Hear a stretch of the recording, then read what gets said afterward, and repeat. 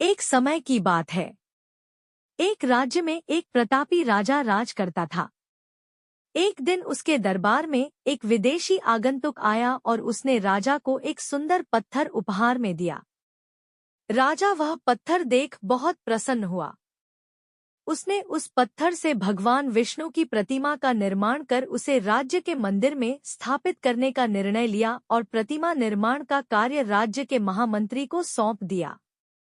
महामंत्री गांव के सर्वश्रेष्ठ मूर्तिकार के पास गया और उसे वह पत्थर देते हुए बोला, महाराज मंदिर में भगवान विष्णु की प्रतिमा स्थापित करना चाहते हैं। 7 दिवस के भीतर इस पत्थर से भगवान विष्णु की प्रतिमा तैयार कर राजमहल पहुंचा देना। इसके लिए तुम्हें 50 स्वर्ण मुद्राएं दी जाएंगी।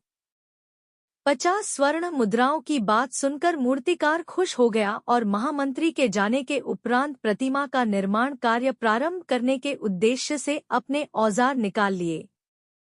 अपने औजारों में से उसने एक हथौड़ा लिया और पत्थर तोड़ने के लिए उस पर हथौड़े से वार करने लगा, किंतु पत्थर जस का तस रहा। मूर्तिकार ने हथौड़े के कई वार पत्थर पर किए, किंतु पत्थर नहीं टूटा।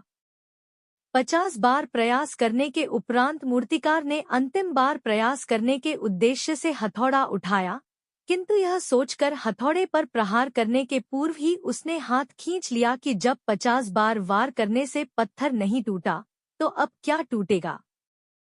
वह पत्थर लेकर वापस महामंत्री के पास गया और उसे यह कह वापस कर आया कि इस पत्थर को तोड़ना नामुमकिन है, इसलिए इससे भगवान विष्णु की प्रतिमा नहीं बन सकती।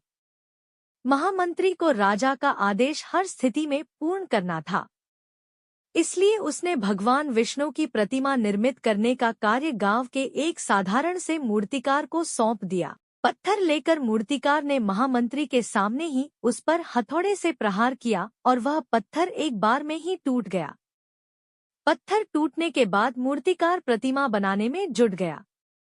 इधर महामंत्री सोचने लगा कि काश पहले मूर्तिकार ने एक अंतिम प्रयास और किया होता तो सफल हो गया होता और 50 स्वर्ण मुद्राओं का हकदार बनता।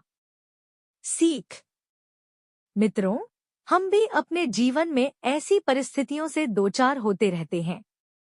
कई बार किसी कार्य को करने के पूर्व या किसी समस्या के सामने आने पर उसका निराकरण करने के पूर्व ही हमारा आत्मविश्वास डगमगा जाता है और हम प्रयास किए बिना ही हार मान लेते हैं। कई बार हम 1-2 प्रयास में असफलता मिलने पर आगे प्रयास करना छोड़ देते हैं, जबकि हो सकता है कि कुछ प्रयास और करने पर कार्य पूर्ण हो जाता या समस्या का समाधान हो जाता। यदि जीवन में सफलता प्राप्त करनी है तो बार बार असफल होने पर भी तब तक प्रयास करना नहीं छोड़ना चाहिए जब तक सफलता नहीं मिल जाती। क्या पता जिस प्रयास को करने के पूर्व हम हाथ खींच ले वही हमारा अंतिम प्रयास हो और उसमें हमें कामयाबी प्राप्त हो जाए।